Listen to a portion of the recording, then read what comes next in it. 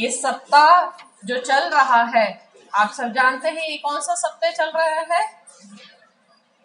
ये सप्ताह चल रहा है जिस समय प्रभु यीशु मसीह को पकड़वाया जाना था, जिस समय प्रभु यीशु मसीह को क्रूस पर चढ़ाया जाना था।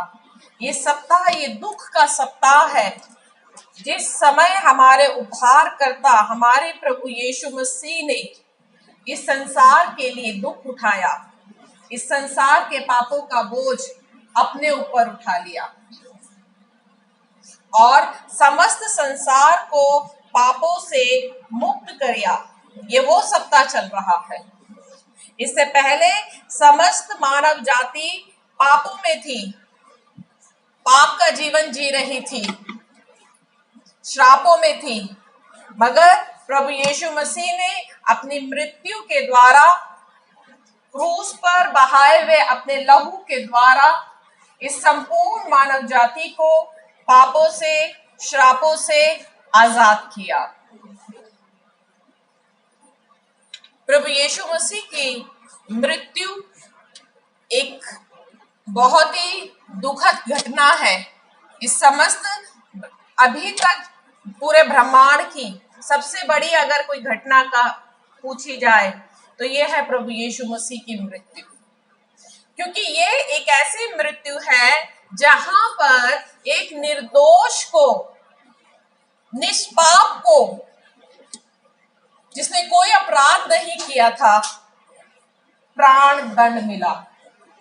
आज हमारे कानून में बोला जाता है कि 100 अपराधी छूट जाए कोई बात नहीं, मगर एक बेगुनाह को सजा नहीं होनी चाहिए, है ना?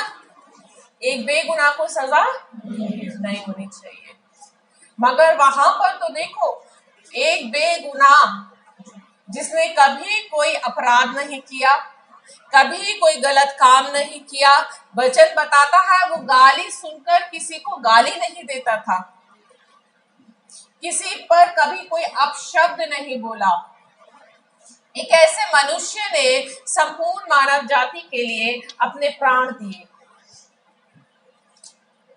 हमारे लिए, आपके लिए। वचन बताता है कि हम सबने पाप किया है और सब परमेश्वर की महिमा से रहित है। हम सबने क्या किया है? पाप किया है। आप सब जानते हैं हम पापी हैं। पता है कि कैसे पापी हैं? जन्म से, कर्म से और जन्म से, कर्म से पापी हैं और विचारों से पापी हैं। हम सब पापी हैं। हमने पाप की अवस्था में ही, मनुष्य ने पाप की अवस्था में ही जन्म लिया। जब प्रभु ने सृष्टि में आदम और हव्वा को बनाया था, तब उन्होंने पाप करके परमेश्वर के साथ अपना संबंध तोड़ दिया था। उस संबंध को फिर से पुनः स्थापित करने के लिए, फिर से नया बनाने के लिए प्रभु यीशु मसीह इस संसार में आए। प्रभु यीशु मसीह हमारे और परमेश्वर के बीच में एक मध्यस्थ ठहरे, मध्यस्थ, बिचवैया, बिचौलिया। जब कहीं दो गुटों में लड़ाई झगड़ा हो जाता है, संबंध खराब हो जाते हैं, तो वहां पर उन संबंधों को फिर से बनाने के लिए एक बिचौलिए की जरूरत पड़ती है। उस बिचौलिए का काम प्रभु यीशु मसीह ने किया। मनुष्य का संबंध परमेश्वर के साथ फिर से जोड़ने का संबंध प्रभु यीशु मसीह ने किया, और वो कार्य सिर्फ तभी संभव हो सकता था जब परमेश्वर अपने लहू को बहाए, सिर्फ तभी संभव हो सकता था।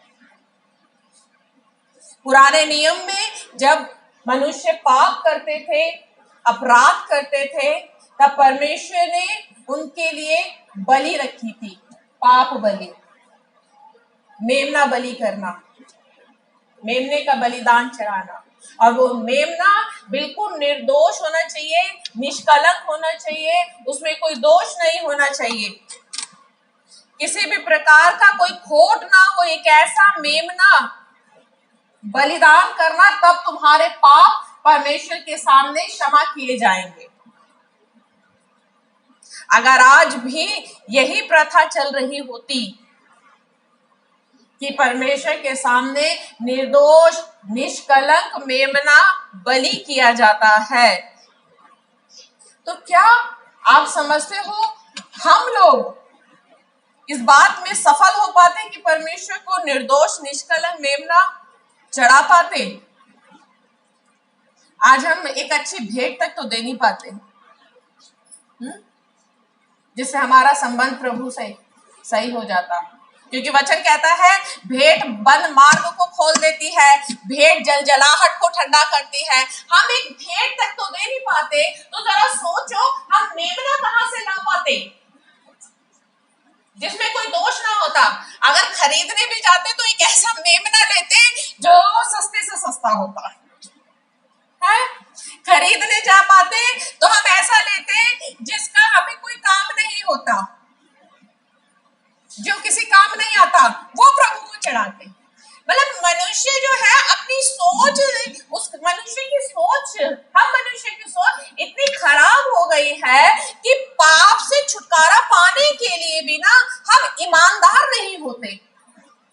प्रभु को पता था कि अगर ये काम मैं मनुष्य के ऊपर ही सौंप दूं कि तुम मेमना बलि करते रहो,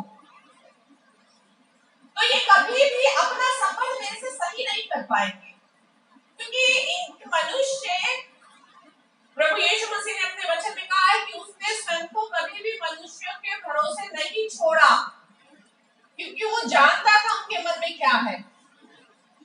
क्योंकि प्रभु को पता है मनुष्य का मन, उसका स्वभाव कैसा है, वो छुटकारा पाना ही नहीं चाहता। इसीलिए परमेश्वर ने सोचा मैं स्वयं ही मनुष्य रूप लूंगा और अपना बलिदान करूंगा, क्योंकि मुझसे अधिक पवित्र, मुझसे अधिक योग्य इन्हें कोई और मेमना नहीं मिल सकता। परमेश्वर से अधिक पवित्र योग्य मेमना हमें कहीं नहीं मिल सकता। यहाँ पर हम कोई चालाकी नहीं कर सकते, क्योंकि हमें खरीदना नहीं है मेमना। यहाँ तो वचन बताता है परमेश्वर का उद्धार का काम तो विश्वास से कार्यकारी होता है। कैसे होता है एक्टिव? विश्वास करने से। हालेलुया। इसीलिए परमेश्वर ने इस संसार के लिए अपने प्राणों को त्यागा। प्रभु इस संसार में आए, इस संसार में सेवा करी, लोगों के बीच में रहे, और जैसा परमेश्वर के वचन में लिखा था, परमेश्वर के वचन की सारी बातें प्रभु यीशु मसीह के मृत्यु के विषय में पूरी हुई। ये समय था जब प्रभु यीशु मसीह को पकड़वाया जा रहा था, पकड़वाया जाना था। उससे पहले वचन बताता है कि जब प्रभु यीशु मसीह ने चेलों के साथ में अपना आखिरी भोजन किया, तब शैतान यहूदा इस्करियोती के अंदर समा गया, और वो गया और उसने कुरनियों से, महायाजकों से बातचीत करी कि मैं यीशु मसीह को तुम्हारे हाथ में पकड़वा दूं तो तुम मुझे क्या दोगे। तब उन्होंने 30 चांदी के सिक्के ठहराए, और उन 30 चांदी के सिक्कों में प्रभु यीशु मसीह को बेच दिया, उसने सौदा किया। प्रभु यीशु मसीह ने यहाँ पर अपने एक प्रिय चेले के धोखे को देखा। प्रभु यीशु मसीह जानते थे कि यहूदा इस्करियोती मुझे पकड़वाएगा, प्रभु को पता था। प्रभु यीशु मसीह के क्रूस पर जब प्रभु यीशु मसीह को पकड़वाया जा रहा था, जब सिपाही लोग प्रभु यीशु मसीह को पकड़ कर लेकर गए, तब सारे चेले प्रभु यीशु मसीह का साथ छोड़कर चले। प्रभु यीशु मसीह ने उस समय उस त्यागे जाने को, अकेलेपन को महसूस किया। प्रभु यीशु मसीह को झूठे आरोप लगाए गए, दोष लगाए गए। जो काम प्रभु यीशु मसीह ने नहीं किए थे वो सब प्रभु यीशु मसीह पर थोपे गए। जो काम प्रभु यीशु मसीह ने नहीं किए। आप जरा सोचो, प्रभु यीशु मसीह चुपचाप। वचन बताता है जिस प्रकार ऊन कतरने के समय भेड़ अपना मुंह नहीं खोलती, उसी प्रकार वो चुपचाप रहा। भेड़ का जब ऊन कतरा जा रहा होता है, उससे दर्द होता है, मगर वो मुंह नहीं खोलती स्वामी के आगे। अगर आपने पैशन ऑफ क्राइस्ट पिक्चर देखी हो तो वो चीज उसमें बहुत अच्छी दिखाई है। प्रभु यीशु मसीह को कोड़े मारे जा रहे थे, मगर आह तक करने के लिए प्रभु यीशु मसीह ने मुंह नहीं खोला। प्रभु यीशु मसीह के होठ मानो सिल गए थे, आह तक नहीं निकल रही थी उस दर्द में।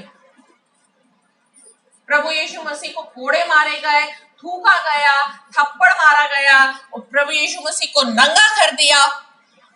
इतना कुछ प्रभु यीशु मसीह सहते गए, और वो सिर्फ किस लिए?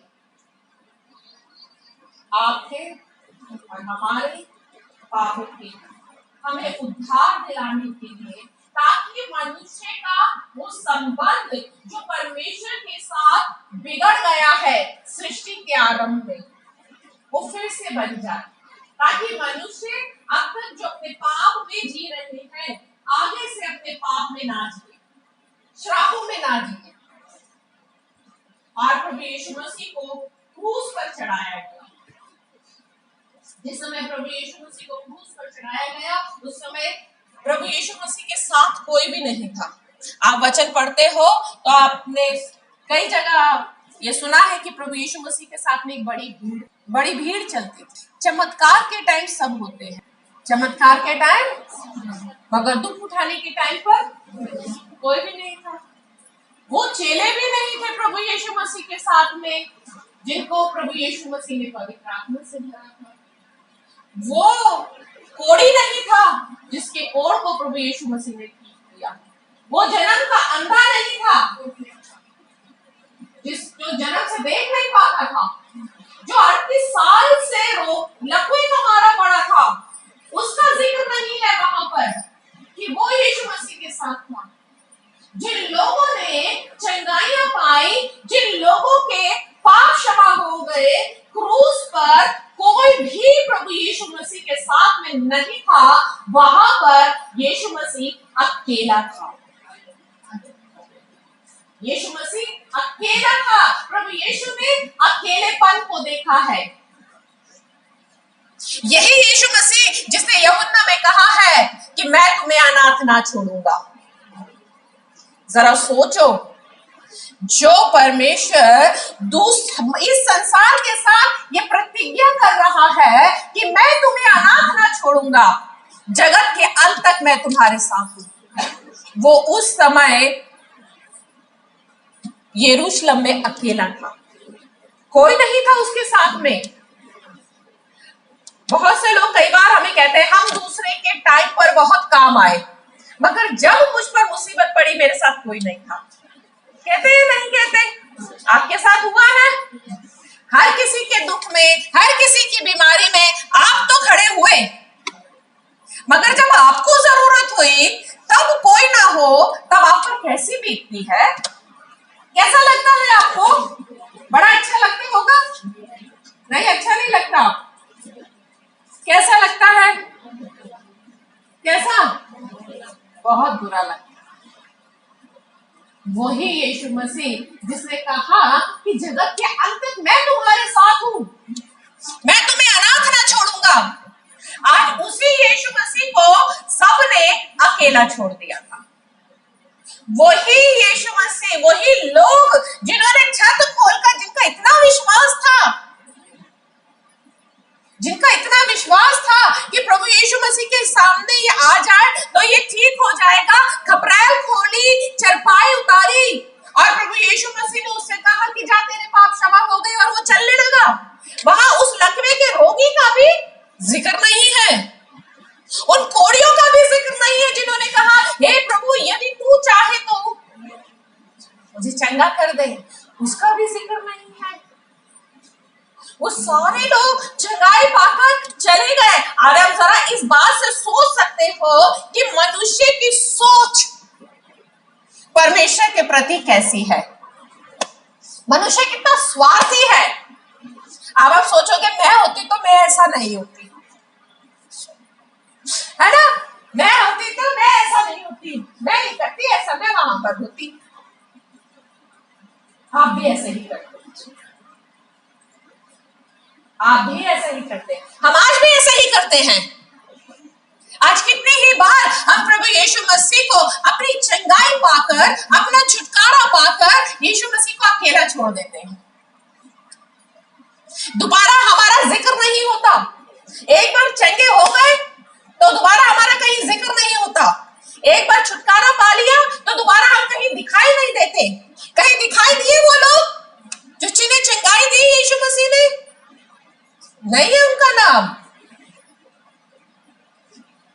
इतनी लंबी लंबी बीमारियों से, सारे वैद्यों से, आप उस औरत ने सारा अपना पैसा खर्च कर लिया था, वैद्यों को दिखा के कोई फायदा नहीं मिला था, तो भी उस औरत का जिक्र वहां पर नहीं है।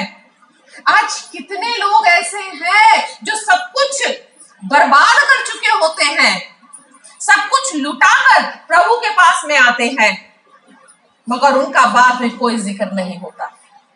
चंगाई पाने के बाद में मिलता है आपको कलीसिया में ऐसे लोगों का चेहरा दोबारा दिखाई देता है? हाँ? सालों से बच्चा नहीं था, चर्च में आए, बच्चा हो गया, दोबारा दिखाई नहीं दे रहे। डॉक्टर को दिखाया, चंगाई हो गई, अब पता नहीं है। इतने बीमार थे, टोना टोटका तांत्रिकों को सब जगह दिखा लिया, धक्के खा लिए, प्रभु यीशु मसीह के पास एक बार आए, चंगाई हो गई, दोबारा कोई अता पता नहीं है, छोड़ दिया यीशु मसीह को अकेला। आप क्या सोचते हो? सिर्फ उसी समय वहीं पर यीशु मसीह अकेला था? यीशु मसीह आज भी अकेला है। आज भी लोग चंगाई पाकर, छुटकारा पाकर प्रभु यीशु मसीह को अकेला छोड़ देते हैं। उस अकेलेपन को प्रभु यीशु मसीह ने सिर्फ वहीं पर फेस नहीं किया था मृत्यु के टाइम पर, वो आज भी करता है। आज भी उस अकेलेपन को वो देखता है। प्रभु यीशु मसीह ने जब क्रूस पर था तब प्रभु यीशु मसीह ने 7 वचन बोले थे। वो 7 वचन बहुत महत्वपूर्ण है, मगर उन 7 वचनों में सबसे मेरा जो प्रिय वचन है, जिस वचन में मैं प्रभु यीशु मसीह के दर्द को महसूस करती हूँ, अकेलेपन को महसूस करती हूँ, वो है, हम निकालेंगे मत्ती की किताब, उसका 27 अध्याय और उसका 45-46 पद से जब हम पढ़ते हैं, ये वचन मुझे बहुत ही प्रिय लगता है, क्योंकि यहाँ पर प्रभु यीशु मसीह ने जो शब्द बोले हैं ना, बहुत दर्द में भरकर बोले हैं। यहाँ पर उन लोगों ने तो यीशु मसीह को अकेला छोड़ ही दिया था, जिन लोगों ने चंगाई पाई थी, जिन लोगों ने छुटकारा पाया था।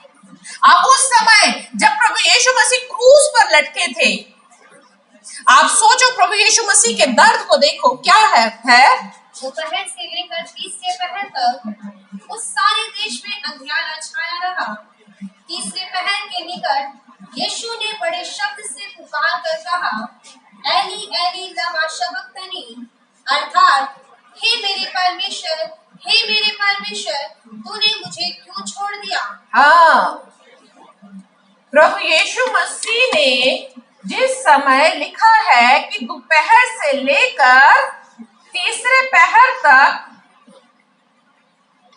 अंधियारा छाया रहा और प्रभु यीशु मसीह ने बड़े शब्द से पुकार कर कहा, एली एली लमा शबक्तनी, यानी हे मेरे परमेश्वर, हे मेरे परमेश्वर, तूने मुझे क्यों छोड़ दिया।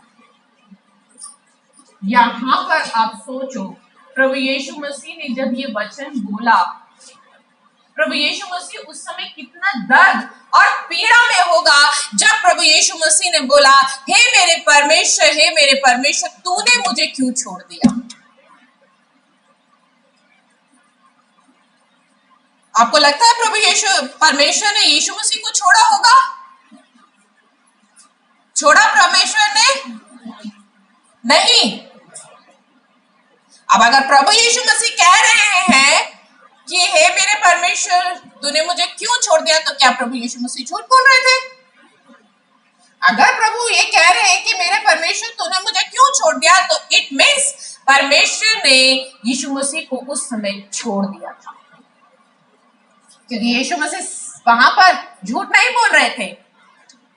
प्रभु यीशु मसीह हमारी तरह नहीं है, भावनाओं में आकर कुछ भी बोल देते थे। जब हम कभी दुख में होते हैं, कभी तकलीफ में होते हैं, तो हम भावनाओं में आकर ना ऐसे ऐसे शब्द बोल देते हैं, ऐसी ऐसी प्रार्थनाएं कर देते हैं। जब होश आता है तो हम कहते हैं तो मैंने गलती से बोल दिया। होता है नहीं, मेरा बोलने का मतलब नहीं था। हाँ? प्रभु यीशु मसीह ऐसे नहीं है, वो परमेश्वर है। अगर प्रभु यीशु मसीह ने ये शब्द बोला है, हे मेरे परमेश्वर तूने मुझे क्यों छोड़ दिया, यानी उस समय परमेश्वर ने भी प्रभु यीशु मसीह को छोड़ दिया था। आप जरा सोचो प्रभु यीशु मसीह की परिस्थिति को। क्या किया था प्रभु यीशु मसीह ने? किसी के साथ अन्याय किया, कोई झूठ बोला, कहीं किसी से घूस ली थी, चोरी की, डाका डाला, तो क्यों प्रभु यीशु मसीह वहां पर क्रूस पर ऐसी अवस्था में थे जहां पर परमेश्वर ने भी यीशु मसीह को छोड़ दिया था? लोगों ने तो चंगाई पाकर, छुटकारा पाकर यीशु मसीह को छोड़ ही दिया। आप जरा सोचो उस स्वर्गीय पिता और उस पुत्र के संबंध को। ये वही पिता है जिसने भविष्यवाणी की थी जब प्रभु यीशु मसीह ने यूहन्ना के द्वारा बपतिस्मा लिया था। तो क्या हुआ था? आकाश से वाणी हुई थी, आकाशवाणी हुई थी। क्या हुई थी? आकाशवाणी क्या थी? ये मेरा प्रिय पुत्र है। अब वही यीशु मसीह जिसके लिए परमेश्वर ने आकाशवाणी करी, ये मेरा प्रिय पुत्र है, और उसी के लिए परमेश्वर यीशु मसीह कह रहे हैं, हे मेरे परमेश्वर तूने मुझे क्यों छोड़ा। फिलिपियों की किताब बताती है उसने दुख उठा उठाकर आज्ञा मानना सीखा है। आप जरा सोचो एक ऐसे पुत्र को जो सदैव अपने जीवन काल में अपने माता पिता की आज्ञा मानता हुआ चल रहा है, दुख उठा रहा है, उसे तकलीफ हो रही है अपने पिता की आज्ञा मानने में। आज हमारे बच्चों को हमारा कहना मानने में जरा सी भी तकलीफ होती है तो वो बहुत जल्दी नकार देते हैं। मम्मी आप भी बोलते हैं, नहीं बोलते? हाँ, बड़ी हंसी आ रही है ना? होता है ना? मगर ये पुत्र तो अपने पिता का इतना प्रिय पुत्र था जिसने दुख उठाया है परमेश्वर की आज्ञा मानने में। उसे तकलीफ हुई क्योंकि वो हमारी ही तरह दुख सुख भोगी मनुष्य था। जैसे आज आप और हम है ना, उसी तरह से प्रभु यीशु मसीह था। प्रभु यीशु मसीह को परमेश्वर की आज्ञाओं मानने में तकलीफ हो रही थी, दर्द होता था। जिस तरीके से हमारे पैरों में दर्द होता है, यीशु मसीह के भी पैरों में दर्द होता होगा, क्योंकि उस समय तो पैदल चलते थे, सवारी नहीं थी। हमें भूख लगने के समय दर्द होता है पेट में, तो यीशु मसीह को भी दर्द होता होगा। परमेश्वर की आज्ञा मानने में प्रभु यीशु मसीह को भी बहुत तकलीफ से गुजरी, क्योंकि प्रभु का वचन कहता है उसने दुख उठाकर आज्ञा माननी सीखी। इब्रानियों की किताब में लिखा है, आप चाहे तो निकाल सकते हैं। इब्रानियों की किताब 5वां अध्याय और 7 पद में उसने क्या कहा है? उसने अपनी देह में रहने के दिनों में ऊंचे शब्दों से पुकार कर, आंसू बहा कर। आप सोचो, जब मृत्यु का समय आ रहा था तब प्रभु यीशु मसीह ने गतसमनी बाग में प्रार्थना करी थी, हे पिता यदि तू चाहे तो ये प्याला मुझ पर से टल जाए, फिर भी मेरी नहीं परंतु तेरी इच्छा पूरी हो। वचन बताता है उस समय प्रभु यीशु मसीह इतने तनाव में थे, यीशु मसीह का पसीना लहू बनकर बह रहा था। जरा सोचो प्रभु यीशु मसीह उस समय कितनी ज्यादा टेंशन, कितने ज्यादा तनाव में थे, क्योंकि प्रभु यीशु मसीह को पता था जो आने वाला जो समय है वो कितना दर्दनाक है, कितना दर्दनाक है मेरे लिए। उस दर्द को सोचकर प्रभु यीशु मसीह ने लिखा है कि जो उसको मृत्यु से बचा सकता था, प्रभु यीशु मसीह ने प्रार्थना करी। और आगे क्या लिखा? और दुख उठा उठा कर आज्ञा माननी सीखी। दुख उठाया प्रभु यीशु मसीह ने, और आज वही यीशु मसीह क्रूस पर कह रहा है, हे मेरे पिता तूने मुझे क्यों छोड़ दिया? उसी यीशु मसीह को परमेश्वर ने छोड़ दिया। हम सब सारी उम्र प्रभु की आज्ञाएं मानते हैं, सारी आज्ञा तो हम नहीं मानते, दो चार मानते हैं, उसी में हम प्रभु को तुर्रा दे देते हैं। हे प्रभु देख कितना देर से प्रार्थना करती हूँ, उपवास करती हूँ, प्रभु चर्च भी जा रही हूँ, प्रभु 10 भी लगातार दे रही हूँ, लगातार प्रार्थना भी करा रही हूँ, प्रभु मुझ में क्या कमी है? प्रभु यीशु मसीह ने तो दुख उठा उठा कर आज्ञा माननी सीखी। उस समय में परमेश्वर ने अपने पुत्र को अकेला छोड़ दिया। पता है क्यों छोड़ा? यशायाह नबी की किताब और उसका 53 अध्याय बताता है। यशायाह नबी की किताब और उसका 53 अध्याय और उसका 4 पद। निश्चय उसने हमारे रोगों को सह लिया और हमारे दुखों को उठा लिया, तो भी हमने उसे परमेश्वर का मारा कुटा और दुर्दशा में पड़ा हुआ समझा। परंतु वह हमारे ही अपराधों के कारण घायल किया गया और हमारे अधर्म के कामों के कारण कुचला गया। हमारी ही शांति के लिए उस पर ताड़ना पड़ी कि उसके कोड़े खाने से हम लोग चंगे हो जाएं। हाँ, निश्चय ही उसने हमारे रोगों को, उसने हमारे सारे बीमारियों को अपने ऊपर ले लिया, हमारे दुखों को उठा लिया। अब सोचो हमारी जितनी बीमारियां थी, हमारे रोग थे, हमारे श्राप थे, हमारे जितने भी अपराध थे, हमारा झूठ बोलना, चोरी करना, व्यभिचार करना, हत्या करना, चुगली करना, नशा करना, उन सारे जो अपराध था, जो गलतियां जो हमने की थी परमेश्वर के विरोध में, वो सारे अपराध उसने अपने ऊपर ले लिए। अब हमारे जितने भी अपराध थे, पूरे संसार के जितने भी पाप थे, प्रभु यीशु मसीह पर आ गए थे। वो यीशु मसीह जो पवित्र था, धर्मी था, अब वो पवित्र नहीं रहा। उदाहरण के तौर पर आप एक बिल्कुल सफेद कपड़ा लो, बिल्कुल सफेद नया कपड़ा जिसमें एक भी काला दाग ना हो। अब आप उस सफेद कपड़े से परमेश्वर के इस भवन की पूरी सफाई करो, तो क्या होगा? क्या होगा? सफेद कपड़ा कैसा रहेगा? गंदा हो जाएगा ना, क्योंकि उसने यहाँ की सारी गंदगी क्या करे? साफ कर गई। भवन तो साफ हो गया, मगर वो कपड़ा गंदा हो गया। अब वो कपड़ा सफेद था, मगर अब वो सफेद नहीं रहा।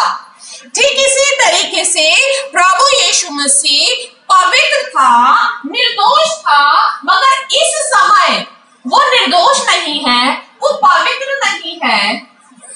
जो क्रूस पर लटकाया जाता था, इसका मतलब वो एक पापी मनुष्य होता था। प्रभु यीशु मसीह के साथ 2 डाकू भी लटकाए गए थे, एक दाहिनी और बाईं ओर, क्योंकि एक श्रापित मृत्यु दर्शाई जाती थी क्रूस पर लटकाना। प्रभु यीशु मसीह के साथ में जो डाकू लटकाए गए थे, इसका मतलब वो पापी थे। प्रभु यीशु मसीह को क्रूस पर लटकाया गया क्योंकि उस समय प्रभु यीशु मसीह क्या गिना गया? पापी गिना हमारे अपराधों का बोझ उसके ऊपर आ गया, तो अब वो पवित्र नहीं रहा, अब वो सुंदर भी नहीं दिखता, क्योंकि परमेश्वर के वचन में लिखा उसका रूप तो यहां तक बिगड़ गया था पाप के कारण, अपराध के कारण। आपने कभी आपने टीवी में जो जो प्रोफेशनली मर्डरर होते हैं, रेपर होते हैं, या जो आतंकवादी होते हैं, उनके कभी चेहरे देखे हैं आपने? हम कहते नहीं तो चेहरे से ही लगता है ऐसा। जो बहुत ज्यादा शराब पीने वाला व्यक्ति हो, अगर वो नॉर्मली में बैठा हो तो वो चेहरे से ना दिखता है कि कहीं ना कहीं उसका जो क्या कहते हैं शरीर में जो नशा रहता है उसके चेहरे में झलकता है। जो अपराध जो काम हम करते हैं ना वो हमारे चेहरे में आते हैं। घमंडी व्यक्ति के अंदर घमंड भरा होता है ना, तो चेहरे से दिखता है कि घमंडी है, दिखता है ना, उसके चेहरे पे आ जाता है। जरा सोचो, यीशु मसीह के अंदर अब सारे संसार का पाप आ गया था, इसलिए अब उसकी जो सुंदरता थी हमारे अपराधों के कारण बिगड़ गई थी। हमारी कुरूपता, हमारी गंदगी यीशु मसीह ने ले ली थी। अब वो पवित्र नहीं रहा, वो परमेश्वर का पवित्र मेमना अब वो पवित्र नहीं रहा, अब वो पापी गिना गया। वचन बताता है वो हमारे अपराधों का बोझ उसने उठा लिया। और आगे लास्ट का छठा की लास्ट लाइन क्या कहती है? यहोवा ने हम सब के अधर्म का बोझ उसी पर, किसने लादा बोझ? यहोवा ने प्रभु यीशु मसीह पर सारे संसार के पापों का बोझ उस पर लाद दिया। यहोवा ने ये काम क्यों किया? परमेश्वर ने ये काम? उसका 10वां पद क्या कहता है? 53 और उसका 10वां पद क्या कहता है? तो भी यहोवा को यही भाया कि उसे कुछ दे। हाँ, यहोवा को यही भाया कि उसको कुचले। कुचलते कैसे? ऐसे ही ना, ऐसे ही कुचलते हैं। और कुचलने में क्या होता है? हर एक चीज का रूप, रंग बिगड़ जाता है, खत्म हो जाता है, उसका अस्तित्व खत्म हो जाता है। और यहोवा को यही भाया, यहोवा को ये अच्छा लगा, परमेश्वर को ये, बताओ, परमेश्वर को ये अच्छा लग रहा है। यीशु की वो मृत्यु उसको अच्छी लग रही है कि वो उसको कुचले। वो सिर्फ इसलिए आपके और हमसे वो प्यार करता है, इसलिए उसने अपने प्रिय पुत्र को कुचला। अब जरा सोचो परमेश्वर का प्यार अपने प्रति। आज हम अपनी एक छोटी सी जीभ बड़ी जल्दी से हिला देते हैं कि मेरा परमेश्वर मुझे प्यार ही नहीं करता। अरे उसको सोचो, देखो, उसने कहा ये मेरा प्रिय पुत्र है, और ये शाह कदवी कह रहा है यहोवा को यही भाया कि वो उसको कुचले, क्योंकि यहोवा ने हम सबके अधर्मों का बोझ, हम सबके पापों का बोझ उस पर लाद दिया, अपने प्रिय पुत्र पर, अपने प्रिय बेटे पर, इकलौते बेटे पर, जिसने कोई गलती नहीं करी थी। आज हर एक माँ, हर एक पिता अपने बेटे पर यदि कोई भी उनके बच्चे पर गलत एलिगेशन लगाए, झूठे आरोप लगाए, तो वो फटाक से अपने उनको जो एलिगेशन लगा रहे होंगे उनके लिए आवाज उठाएंगे, हमारा बेटा तो ऐसा है ही नहीं, आप कैसे कर रहे हो? अभी बीते सप्ताह मेरे बेटे जब ट्यूशन में था, जब वो ट्यूशन में पढ़ाई कर रहा था, तो एक लड़का, मेरा बेटा जब ब्लैक बोर्ड में कोई सम कर रहा था, तो क्लास का एक शरारती लड़का था जो उसको गालियां दे रहा था और उसके कपड़े खींच रहा था। जो पजामा वो पहन कर गया था, पैंट पहन कर गया था, खींच रहा था। शालोम ऐसा नहीं है, शालोम ने कुछ नहीं कहा, शालोम चुपचाप आ गया, मुझे पता नहीं चला। शालोम का एक दोस्त उसने शालोम के लिए स्टैंड लिया और वो जाकर उस लड़के से लड़ा। जब मुझे ये बात पता चली, मुझे दुख हुआ, मेरा बेटा तो ऐसा है ही नहीं। मैंने टीचर को फोन किया कि आपकी क्लास में ऐसा हो रहा था, आप क्या कर रहे थे? अब बताओ, मैं एक माँ हूं, मैंने कितनी जल्दी अपने बेटे का बचाव किया, जबकि शालोम ने कुछ भी नहीं किया था। हम माँ होकर, हम माता पिता होकर अपने बच्चों का बचाव कितनी जल्दी कर लेते हैं, मगर उस परमेश्वर ने तो बचाव नहीं किया अपने प्रिय पुत्र का, क्योंकि वो आपसे प्यार करता है। हम जरा से तकलीफ में, दुख में कह देते हैं कि मेरा परमेश्वर मुझे प्यार नहीं करता, खुदा तो मुझे प्यार ही नहीं करता, मगर प्रभु को तो भाया, ये चीज उसको अच्छी लगी। आगे क्या लिखा है?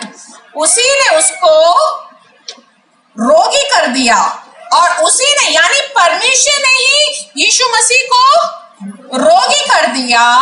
जब तू उसके प्राण दोष बलि करे, तब वह अपना वंश देखने पाएगा।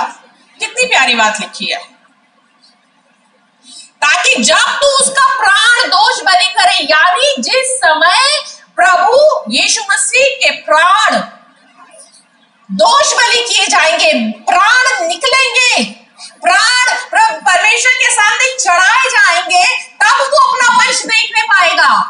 यानी आपको और मुझे पृथ्वी बड़ी आशा भरी दृष्टि से परमेश्वर के पुत्रों के प्रकट होने की बाट जो रही है। उस समय परमेश्वर स्वर्ग में बैठा हुआ इंतजार कर रहा था कि कब इसके प्राण निकले, कब इसके प्राण निकले, और कब वो उद्धार का काम पूरा हो कि मैं अपने बेटे बेटियों के साथ फिर से मेल कर पाऊं। वो इंतजार कर रहा था। हम कितनी आसानी से कह देते हैं, कितने आराम से, जरा से दुख में, तकलीफ में हम भूल जाते हैं कि ये वही परमेश्वर है जिसने अपने प्रिय पुत्र यीशु मसीह को हमारे लिए बलिदान किया है, हमारे अपराधों के लिए। वो यीशु मसीह जिसने कोई पाप नहीं किया, जिसने कोई अपराध नहीं किया। पतरस बताता है वो गाली के बदले गाली नहीं देता था, उसने कोई ऐसा काम नहीं किया, फिर भी उसे अपने प्राण बलि करने पड़े, त्यागना पड़ा अपना शरीर, क्योंकि उसने सारे जगत के अपराधों का बोझ, बीमारी, श्राप अपने ऊपर ले ली थी, ताकि जो कोई उस पर विश्वास करेगा फिर वो नाश ना होगा। जब प्रभु यीशु मसीह के साथ 2 डाकू लटकाए गए थे, तब एक डाकू प्रभु यीशु मसीह का मजाक उड़ा रहा था। यदि तू परमेश्वर का पुत्र है तो तू हमें भी बचा ले, अपने आप को भी बचा ले। दूसरा डाकू क्या कहता है कि क्या तुझे परमेश्वर का डर नहीं? दूसरे डाकू ने क्या कहा? क्या तुझे परमेश्वर का डर नहीं? हम तो अपने कामों की उचित सजा पा रहे हैं, मगर इसने तो वो सजा पा रहा है जो इसने किया ही नहीं है। वो डाकू, एक डाकू प्रभु यीशु मसीह का मजाक उड़ा था, उपहास कर रहा था, सारी उम्र डाकू का जीवन जिया,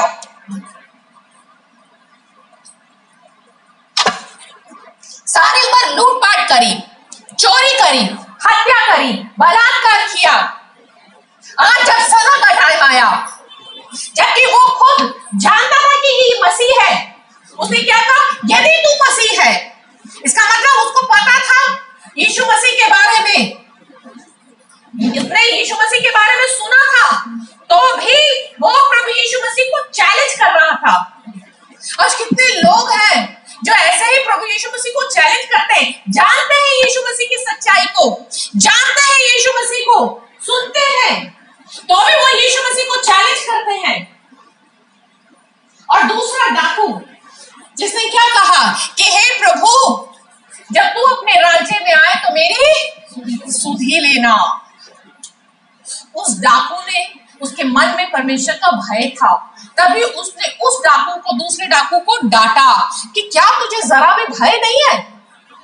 और जब उसने प्रभु यीशु मसीह से कहा कि हे परमेश्वर, जब तू अपने राज्य में आए तो मेरी, तब प्रभु ने क्या कहा उसको, आज ही मेरे साथ तू स्वर्ग में होगा, आज ही तू मेरे साथ स्वर्ग में होगा। यानी प्रभु यीशु मसीह ने अपने अंत के समय